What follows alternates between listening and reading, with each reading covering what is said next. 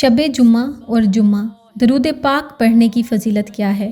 رسول اللہ صلی اللہ علیہ وآلہ وسلم نے فرمایا، شب جمعہ اور جمعہ 24 گھنٹوں میں خداوند عالم ہر گھنٹے میں، آپ روایت پہ ذرا غور کیجئے گا کہ ہر گھنٹے میں 6 لاکھ آدمیوں کو اللہ جہنم کی آگ سے آزاد کرتا ہے۔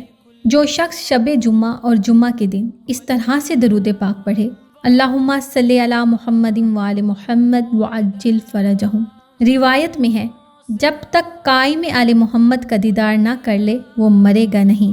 ایک اور روایت میں ہے اگر 100 مرتبہ درود پاک اس طرح سے پڑھے تو خداوند عالم اس کی 30 دنیا کی حاجتیں 30 آخرت کی حاجتوں کو پورا کرے گا۔ اچھی بات پھیلانا صدقہ جاریہ ہے۔